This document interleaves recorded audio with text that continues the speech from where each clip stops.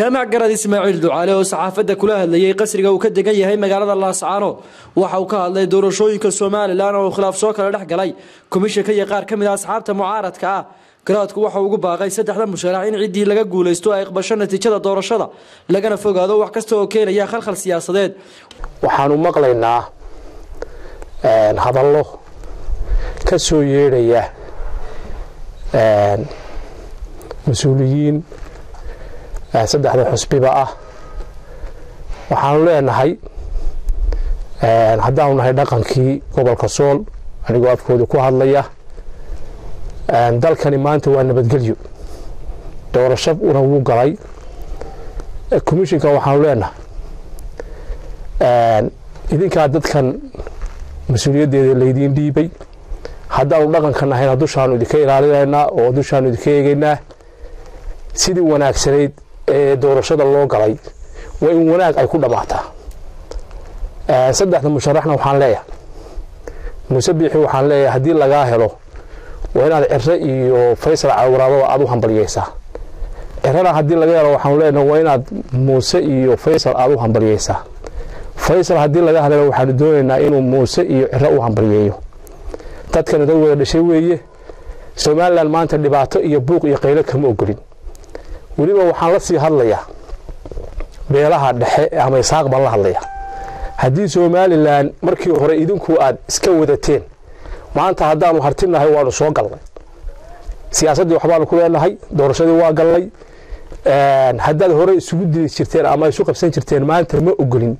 intaa in la eego dhibaatada Soomaaliland kama ogolin waxaan leenahay natiijada ha lagu qanaco go'aanka ha lagu qanaco waxa weeye ha la isugu hambaliyeeyo cidii guuleysatayna si wanaagsan ha loo qanciyo komishanka saasaan leenahay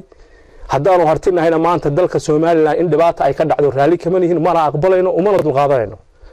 taana waxaanu furaynaa dhammaan shacabka reer Soomaaliland meel kasto ay joogaan gudaha iyo dibadba nabadgelyada Soomaaliland ku soo caaniya nabad maashay waa in la adkeeyaa waa in waxa weeye buuqa iyo qaylada la joojiyaa waa in go'aanka komishanka la sugaa salaadiintana waxaan leeyahay xil weyn baa ina saaran waa in aynu dalka nabadgelyadiisa iyo isku xinaantiisa iyo horumarkiisa ka shaqeynaa intaasaan shir jiraayad maanta u qabtay waxaan leeyahay mar saddexaad iyo mar afraad iyo mar shanaad go'aanka hal la sugo wixii jira komishanku waa inay si degan oo wanaagsan dadka ay u qanciyaan mas'uuliyiinta ee xusbiyada ah xabadna kama ogolin dalkan dhibaatana kama ogolin waliba haddaanu hartinahay mar saddexaad baan ku celinayaa maanta waynu isugu soo galnay dalka waxbaynu ku wada leenahay haddaanu horey ka maqnay maanta waxa weeye siyaasadda iyo awoodda iyo dhaqankiiba intaba waa ku joognaa ma aqbalayno idinkana aqbalmayno isaaqo dalkana idinku ma lihidin waa wada leenahay wassalaamu calaykum waraxmatullaahi wabarakaatu waxa uu garoodku sidoo kale tacsi u diray eheladii iyo qaraabadii ay ka geeriyoodeen dadkii xalay ku dhintay rabshadihii ka dhacay magaalooyinka Hargeysa iyo Burco waxaan kaloo halkan uga tacsiyadeynayaa dhibkii yaraa ee ka dhacay Burco intii ku dhimatay ilaahay qofkii ku dhintay naxariista jannaha siiyo intii dhaawactay ilaahay ha boogadhayo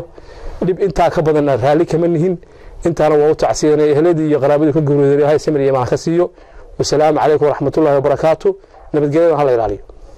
Mukhtaar Cabdi Jaamac wararka warbaahinta SBC Laascaanood